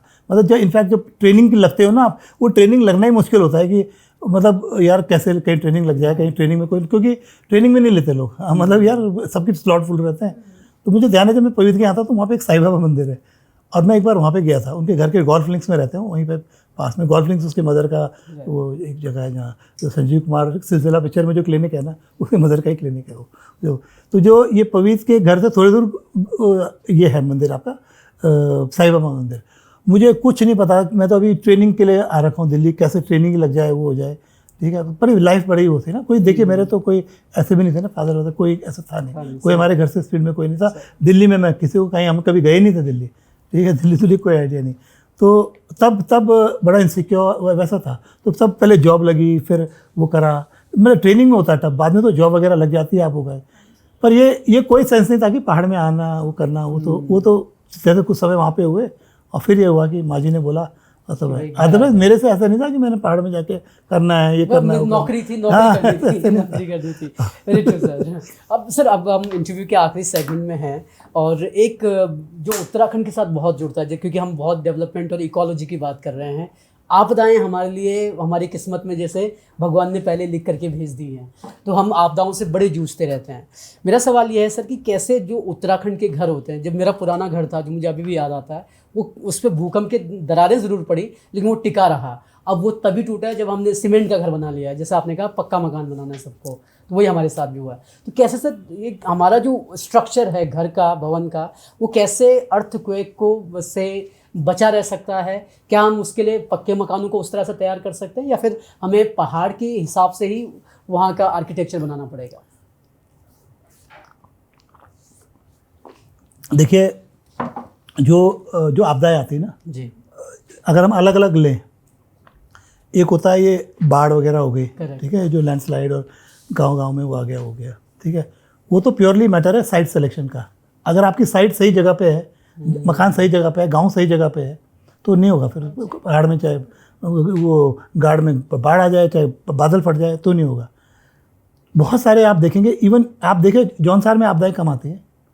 आपने देखा है जौनसार में आपदाएं कम आती हैं? बहुत कम सुना। इधर बड़कोट साइड में आपदाएं, जो जो इधर वाला बड़कोट है, वो ये रवाई घाटी जो है, तो वहाँ कहाँ आती है आपदाएं? तो जो गांव देखेंगे कहाँ बसे हुए हैं। हाँ, हमारे जो पुराने गांव थे, हमारा गांव चुकरी, कभी आपदा नहीं आई, आज तक आपदा नहीं आई, आज तक आपदा नहीं आई, ठीक है। तो site selection is very important. तो अगर आप वैसे स्टडी करेंगे तो आप ये स्टडी कर सकते हैं कि ये गांव सेंसिटिव उसमें है, यहाँ पे रिस्क है, यहाँ पे रिस्क है, या पीछे पहाड़ है, यहाँ से उसका पानी का वो है बहाव, वो तो वो आप उसके पास में नहीं बसते हो, आप नदी और गदेरे के पास में बसते नहीं हो। तो ये तो हो गया ये वाली पार्ट। दूसरा हो गया भूकंप का। तो जो भूकंप था आपका, जो कोटी बनाल आर्किटेक्चर की आपने बात करी थी, कोटी बनाल architecture is basically tying the building in layers, तो शॉक डजंट ट्रेवल, ठीक है। तो you have layer of stone, layer of would, layer of stone, layer of would, पूरा टाइट रहता है मकान। तो वो हिलता तो वो फ्लेक्सिबल है वो, ठीक है, ऐसे नहीं कि ऐसे करके क्रैक आ जाए। तो पूरे स्ट्रक्चर उस तरह से चलता है। तो वो तो हमारे थी टेक्निक। तो अभी क्या है कि same technique we use in RCC. RCC is a failed technique. RCC में इम्प्रूवमेंट की जरूरत है। आरसीसी बिल्डिंग जब आएंगे ना भूकंप बड़े, तो ये अपार्टमेंट खड़े जरूर रहेंगे, दीवारें गिर जाएंगी, दीवारें लोगों पे गिरेंगी, कैजुअलिटी हो जाएगी। तो आपको क्या करना है, कोटी बनाल, back to Koti Banal, you have to have bands. ये इन्होंने डोर बैंड गायब कर दिया। आप देखोगे ना जो बिल्डिंगें बन रही देहरादून में भी, आपका कॉलम डला, बीम डला, छत डली, कॉलम डला, बीम, बैंड तो है ही नहीं। कहाँ गया डोर बैंड, कहाँ गया सिल बैंड, है ही नहीं, ठीक है। तो ये तो वी आर नॉट डूइंग। तो कम से कम अब आगे जो बने तो उसमें आप इसको स्ट्रिक्टली फॉलो करो, और जो बन गए स्ट्रक्चर उनकी रेट्रोफिटिंग करो। Retrofitting is a technique where existing building, earthquake resistant frame structure, non frame structure, इसको हम अर्थक्वेक रेजिस्टेंट बना सकते हैं, ठीक है। और ये होना चाहिए। एंड जिनकी मैं बात कर रहा था, जोशी जी, जिन्होंने कोटी बनाल को डॉक्यूमेंट किया था, उसके बाद वो ये भी कर रहे थे रेट्रोफिटिंग। उन्होंने जाजल और फकोट और इधर के स्कूलों की रेट्रोफिटिंग करी, पुरानी बिल्डिंग्स की। तो लोगों को, अपने मकानों को भी, आप इंश्योरेंस तो कर रहे हो, और इंश्योरेंस वाला टूट जाएगा मकान तो वो तो आपको कुछ अमाउंट देगा ना, मकान तो नहीं देगा ना। तो आप रेट्रोफिटिंग से आप जो आपके पुराने मकान हैं उनको ठीक कर सकते हैं। जो आपके पुराने ये जो वैसे मकान हैं, धरोहर और वो चीज़ें, वो तो उसमें भी रेट्रोफिटिंग होगी। वो रेट्रोफिटिंग, और जो नए मकान बन रहे हैं उसमें आप प्रॉपर फॉलो करो ना जो स्ट्रक्चर है। आपने बीम, जो स्ट्रक्चर वाला कर रहा है डिज़ाइन, बीम, ये column beam, is he responsible की कैजुअलिटी नहीं होगी? कैन यू गिव गारंटी की कैजुअलिटी नहीं होगी? अगर अर्थक्वेक आएगा दीवारें गिरेगी लोगों पे। उत्तरकाशी भूकंप में लोग लेंटर से दब के नहीं मरे। ये जो दीवारें गिरी ना, पत्थर और ईंट की जो भी थी, हाँ, एसपी साहब के बेटे की डेथ हो गई थी। तो आप वो दीवारें गिरने से हुई है ना, तो दीवार के लिए तो आप कुछ भी नहीं कर रहे हो। आप यू आर नॉट गिविंग, आपने यहाँ से बैंड गैप कर दिया, इसके नीचे से बैंड कर। तो जो हमारा पुराना आर्किटेक्चर है ना, उसमें तो यहाँ पे बैंड है, यहाँ पे बैंड है, यहाँ पे बैंड, तो वो तो पूरा टाइड अप है ना, इट्स टाइड अप। तो वो चीज़ें कर दी की हाँ, तो करने की जरूरत है सर। लेकिन एक सवाल, जब क्योंकि कोटी बनाल की हम जब बात करते हैं, जो हमारा उत्तराखंड का एक पहाड़ी आर्किटेक्चर हम बात करते हैं, उसमें हमारी ज़रूरत होती है कि हमको नेचर से लेना पड़ता है। हमें पेड़ भी लेने हैं, हमें पत्थर भी लेने हैं, तो मिट्टी भी हमारी वहीं से आएगी। तो एक तर्क ये हो सकता है सर कि यार, अगर आप सब लोग यही फॉलो करने लग जाएं तो पूरे जंगल के जंगल खाली हो जाएंगे। तो सोल्यूशन क्या है? नहीं, देखिए, आप पहाड़ में जाएंगे ना, आप हेलीकॉप्टर से जाइए पहाड़ में, मुख्यमंत्री जी जाते रहते हैं, पूरे हेलीकॉप्टर से देखिए पहाड़ को, कितनी छोटी जगह पे आबादी है और कितने ज़्यादा जंगल है। ठीक है, तो there are sufficient number of trees that can be use for construction. वो इतने तो गिरते ही हैं। अरे नए पेड़ तभी तो आएंगे जब गिरेंगे कुछ। तो जो गिरे हुए पेड़ है उनको आप वही लोगों को वो करो ना, विल बाय फ्रॉम देयर। हम खरीदते हैं, लोहा खरीदते हैं, लोहे की चौखट खरीदते हैं, लकड़ी खरीदते हैं, इतनी महंगी खरीदते हैं। वो लकड़ी आगे आगे जाके बहुत महंगी हो जाती है। सरकार को तो कम ही मिलता है ना, वो तो फिर नीलामी होती है, नीलामी में तो सरकार को अमाउंट मीडिएशन बहुत ज़्यादा होता फिर है जब अल्टीमेटली वो दुकानदार बेचता है हमें बहुत महंगी मिलती महंगा मिल है, जाता तो आप डायरेक्टली लोगों को बेच सकते हो ना। आपने बंद करा दी वहाँ पे चक्राता की, वो बंद करा दी, वो वहाँ के चुरान वहाँ बंद करा दिया, वहाँ बंद करा दिया, तो अल्टीमेटली वो लकड़ी बढ़े उस पर जाके तो उसका प्राइस बढ़ गया। Right. तो वो उस तरह से। अच्छा, जो कोटी मीनार की हम बात कर रहे हैं ना, आप बड़कोट जाते हैं, नदी पार आगे जाके गंगनानी से पहले नदी पार करके राजगढ़ी जाते हैं। तो राजगढ़ी में आपका बनाल घाटी है, कोटी गांव है, बनाल एरिया, कोटी इधर नीचे है नौगांव से इधर। तो कोटी बनाल आर्किटेक्चर वहाँ से आया है, ठीक है। और वहाँ देवदार के खूब अच्छे जंगल हैं, लोगों ने खूब देवदार लगाए हैं, देवदार को प्रिजर्व किया है। आप ये बताइए, इतने गाँव देवदार से बने हुए, कुछ जंगल कम हो गए वहाँ? अरे पूरे जंगल है वहाँ तो, और सबसे बड़ा जंगल है एशिया का। हाँ, हमारे चंद्रलाल भारती जी का गांव है, वो सबसे बड़े देवदार के जंगल है, और वहाँ सारे मकान देवदार के हैं। तो देवदार कटने से क्या देवदार कम हो गया? इतना सागर है, सागर में से कुछ बूंदों से तो मकान बन रहा है। सर सागर को आप भर भी तो सकते हैं, भर भी तो सकते हैं, वृक्षारोपण यस वृक्षारोपण करने की जरूरत नहीं होती, वो खुद उगते हैं उसके नीचे पौधे। ये गलेंगे वो पौधे, जैसे बच्चे पैदा होते हैं तो अपना आप होता है, वो तो नेचर अपना आप उसको करता है। आपको ये प्लांटेशन तो फॉरेस्ट वाले करते हैं। तो निशा, मैं एक दो सवाल मेरे पास और हैं, उससे पहले कोई क्वेश्चन आप पूछना चाहती हैं तो हम उसको फिर आगे बढ़ाएं। सर, ये जो कोटी बनाल वाली अभी हम शैली की बात कर रहे थे, तो रैथल में है एक पंचपुरा करके, उसके बारे में बहुत ज़्यादा बोला जाता है। और वहाँ पे ये भी कहते हैं कि जब उत्तरकाशी में बहुत भयंकर आपका भूकंप आया था, ये त्रासदी हुई थी, तो उससे कुछ नहीं हुआ था। पर जब हम उसको अंदर से देखते हैं तो उसमें इतनी सारी लकड़ियाँ, जो जिस शैली में वो बना होता है, तो वो क्या पॉसिबल है कि हम आज के टाइम पे अपने घर पे बनाएं? क्योंकि उसमें हर जगह सिर्फ हमारा वुड ही यूज़ हुआ होता है ना, और वो बहुत ऐसा लगता है कि बहुत कंजस्टेड है। बट आजकल हमें चाहिए कि बहुत खुले खुले रूम हो। देखिए, जो आप मकान की बात कर रहे हैं, राणा गंभीर Singh was the owner of that house, ठीक है, मिस्टर राणा गंभीर सिंह, ठीक है। वो हमारे भड़ लोग होते हैं ना, वैसे वो आदमी थे, ठीक है। और हिमाचल से कुछ लोग हमारे एरिया में कब्जा करने आ गए थे, ठीक है। और उस एक आदमी ने अकेले जाके वो वो दादागिरी हो रही थी। एंड ये गांव के जैसे होते हैं ना, सयाना होते जैसे, इस आदमी ने अकेले जाके उनको, हमारे डर गए लोग, उनको धमकी दे दी उसने। ये गया वहाँ से, उनको भगा के आया। फिर ये अपने वाइफ को, इसकी वाइफ ने पूछा कि कैसे करा, तो जरा बताओ मुझे। तो फिर ये तलवार से बताता है, ऐसे करा मैंने, ऐसे करा और ऐसे करा। उसकी वाइफ की लग जाती है और उसकी वाइफ मर जाती है। और उसके फिर वहाँ से उसके जो ससुर लोग होते हैं ना, उसके जो वो सेना लेके आते हैं, ठीक है। हमारी बेटी हाँ, बेटी को मार दिया। हाँ, इनकी एक दूसरी वाइफ होती है। हाँ, तो वो सेना लेके आते हैं। तो फिर वो दूसरी वाली वाइफ उनको बताती है कि ये तो उसमें हो जाता है ना, ये तो शौक में चला जाता है राणा की मृत्यु से। मैं इसका इस मकान का वो बता रहा हूँ इतिहास, ठीक है। वो शौक में चला जाता है राणा का मृत्यु। वहाँ से पूरी सेना लेके आ रहे उसके कि इन्होंने मार दिया, कि ऐसा क्या वो जो भी है। तो फिर जब वो आते हैं, फिर पूरा इसका बड़ा मार्मिक इसका वो है पूरा वो ना। और फिर उसके बाद क्या होता है, ये सर्वाइव, ठीक है। फिर इसकी एक वो होती है बहन, तो उससे शादी होती है इनका संतान नहीं थे तो संतान होती है, ठीक है। और फिर ये ऊपर दयारा बुग्याल चराने के लिए जाता है और आचरियाँ इनको वो कर लेती हैं। और फिर अंत में राणा गंभीर जी की जो वो हुआ था, वो आचरियों से हुआ। हम इसका नाटक करते हैं कला दर्पण में, हम लोग राणा गंभीर, ओम बधानी जी ने, और एक संगीत नाटिका है बहुत सुंदर और बहुत ही मार्मिक और बड़ा हुआ, ठीक है। तो जो ये मकान था, तो ये लगा लीजिए, ये अकबर के ज़माने का मकान है। जब अकबर का किला बन रहा होगा तब ये मकान है। सोचिए कितना क्या हिस्टोरी है, हिस्टोरिकल जगह है, ठीक है। आप मकान के अंदर जाएंगे, 1 मंजिल, 2 मंजिल, 3 मंजिल, 4 मंजिल, ऊपर पंचपुरा बोलते हैं इसको, ठीक है। और आप जब उसकी सीढ़ियों पे चलते हैं ना, वो जो लकड़ी जितनी घिस गई है ना, और जो चीज़ें, तब पता लगता है यार वास्तव में 500 साल है ये, ठीक है। अदरवाइज बहुत सारे मकान दिखते हैं बाहर से। मैंने उस मकान को टोटली डॉक्यूमेंट करा है और उसका पूरा एक प्रोजेक्ट बनाया है। उस फैमिली से अभी मैं परसों मिल के आया हूँ, और हमने रैथल में, मैंने अभी परसों में उत्तरकाशी से आया रैथल से। हाँ, हमने प्लांटेशन वगैरह कुछ उसके लिए गए थे। और गब्रियाल जी को और उत्तरकाशी डीएम साहब को मैंने उस प्रोजेक्ट का वो दिया है कि ये करो। हाँ, और हो सकता है कि सरकार उसको करे या ना करे, क्योंकि वो प्राइवेट है ना, और इन लोगों ने लिख के दे दिया कि सरकार इसको कर ले और कोई दिक्कत नहीं। वो एक बहुत बड़ी धरोहर है वो देखिए, उसने ना उत्तराखंड में बहुत बड़े बड़े भूकंप आए हैं, ऐसे भूकंप भी आए कि पूरी साफ हो गई जगह, 1700 वाले भूकंप ऐसे रहे कि मतलब ख़त्म हो गया सारा, वो वहीं मर गए लोग, उनके अंतिम संस्कार भी नहीं हुए होंगे। ऐसे भी हुआ हिमाचल में एक बहुत अर्थक्वेक आया था, अश्विनी कुमार है IIT रुड़की में, उनका तो मतलब जो अर्थक्वेक आया वो वहीं दब गए, वहीं मर गए, वही नहीं हुआ। तो बाद में लोगों ने फिर वो करा है। बहुत बड़े बड़े अर्थक्वेक आए तो इसने सारे अर्थक्वेक सस्टेन किए। हाँ, तो आप सोचिए मतलब 5 मंजिला है और अभी तक इंटैक्ट है, ठीक है। हाँ, तो such structures need to be preserved and हम दुनिया को दिखाएं भाई ये हमारी धरोहर है, ये हमारी टेक्निक है, ये हमारा अगर दिल्ली में लाल किला अभी तक है और उस ज़माने का हम बात करते हैं तो हमारा भैया ये भी आएंगे, हमारा कोटी बनाल और ये आर्किटेक्चर अभी ये भी 500 साल तक खड़ा है। राइट, ठीक है सर। जब हम इसकी बात कर रहे हैं, अब आखिरी सेगमेंट में 1-2 सवाल और रखना चाहूँगा मैं।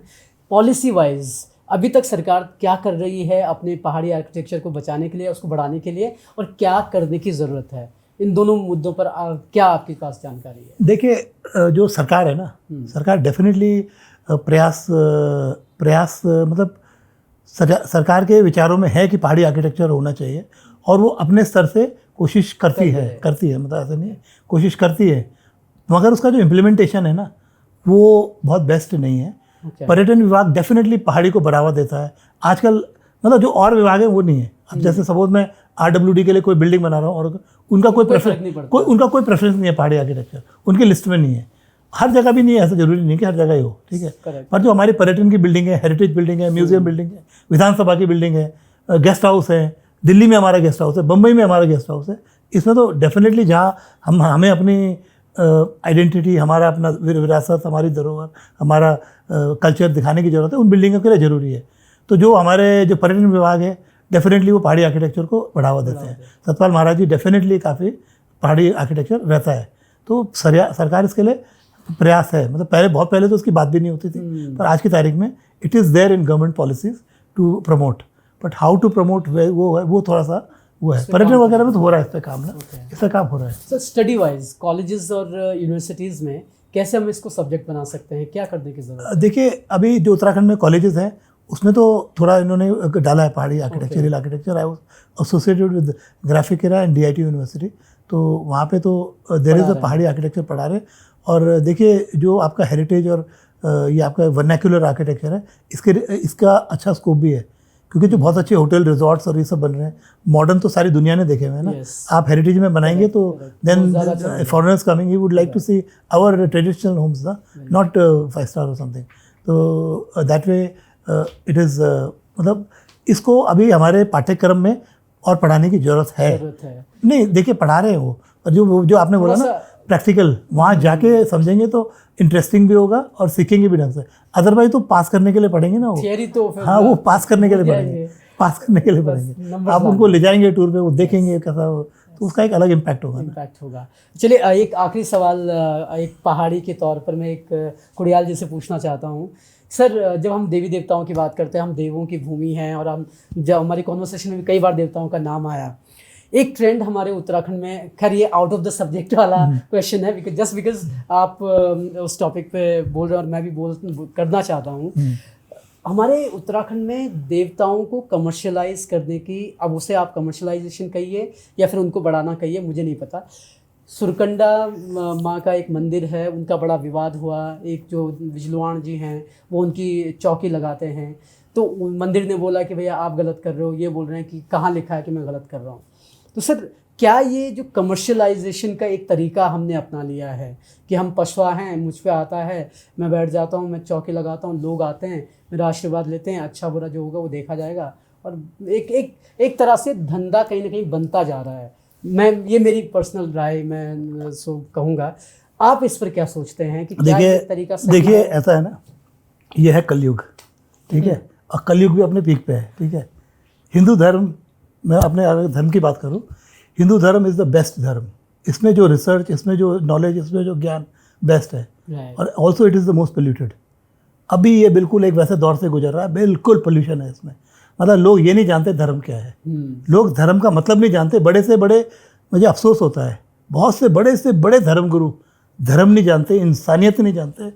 धर्म क्या है? धर्म खाली एक पद्धति है कि आप हिंदू और ब्रह्मा विष्णु महेश और राम जी शिव जी, ये धर्म है। If you think this is धर्म, देन यू डोंट नो धर्म। धर्म इज नॉट जस्ट, यार एक चीज़ बताओ मुझे, ये विश्व है, ये धरती है, आकाश है, यहाँ शिव जी हैं, यहाँ गुरु नानक जी है, यहाँ पे अल्लाह जी घूम रहे हैं, यहाँ सब तो अपने अपने धर्मों में है ना। तो कहीं आपको आकाश में कोई संघर्ष दिख रहा है, मिल्की वे में कोई संघर्ष दिख रहा है, इतनी कहीं संघर्ष दिख रहा है, समुद्र के अंदर कोई संघर्ष दिख रहा है, कहीं पर कोई संघर्ष दिख रहा है? कोई संघर्ष नहीं है। संघर्ष है लोगों में, संघर्ष है जिन लोगों ने उनको सिखाया है उनमें, ठीक है। तो दिस इज़ नॉट धर्म, ठीक है। हिंदू धर्म को एक उसकी ज़रूरत है, क्लिनजिंग की ज़रूरत है, ठीक है।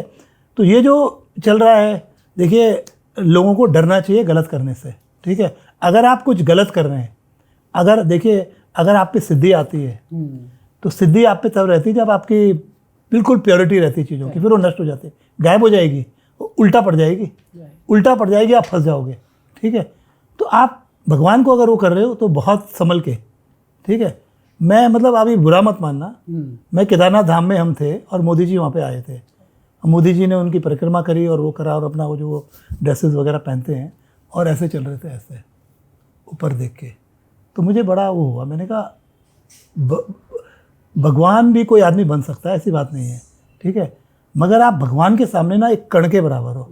आप मत करो गर्व, मत करो घमंड, मत करो वो, आप नीचे देख के चलिए, उतारिए जुराब, उतारिए सूट बूट, आप एक उसमें चलिए सिंपल उससे। तो मुझे थोड़ा सा अफसोस हुआ कि जिस तरीके से उनका वो था, बाद में वो हमारे बिल्कुल निकट आए, आप लोगों ने अच्छा काम किया है। तो मैं उनसे बोलने वाला था काला चश्मा ये सब हटाओ, आप एक साधारण तरीके से आओ, ठीक है। This is not the way. आप केदारनाथ शिव जी के सामने हो, ठीक है। यू आर नथिंग, मैं हूँ चाहे वो हूँ चाहे कोई भी हो, वी आर नथिंग। हम तो एक पैसेज ऑफ टाइम के साथ अलग अलग हैं, हमारे हम आए और गए और आए गए, ठीक है। हमारी इतनी हैसियत है, एक कण के बराबर हैसियत है, ठीक है। तो हम कहाँ किससे कंपेयर कर रहे हैं, किसको कंपेयर कर रहे हैं? अगर आप बोलते हैं कि ये बालाजी भगवान और हनुमान जी और ये और वो, ठीक है, ये लोगों के इतने प्रेडिक्शंस कर रहा है, बहुत अच्छी बात है अगर आप में ऐसी पावर है। पर आप अगर अपनी शुद्धि और वो मेंटेन नहीं रखेंगे ना, तो आप पे गलत बैकफायर हो जाएगा, ठीक है। तो बी केयरफुल, ठीक है। हम लोग बहुत सब बहुत ऑर्डिनरी लोग हैं।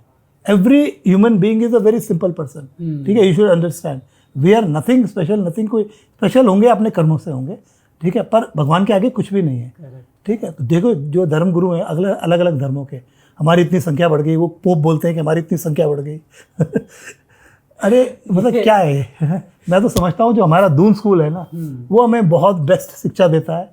और आप कभी पता करना उनका बेस्ट सॉन्ग कौन सा है, हमारे फाउंडर्स में कौन सा गाना गाते हैं। तो देखो धर्म इंसानियत से बहुत ज़्यादा जुड़ा हुआ धर्म, ठीक है। ये हमारे ब्रह्मा विष्णु में है, राम जी शिव जी अल्लाह उल्लाह, इससे नहीं है वहाँ मस्जिद तोड़ दें, वहाँ मस्जिद कुआं निकल गया, यहाँ ये हो गया, उसी में लड़ रहे हो तुम।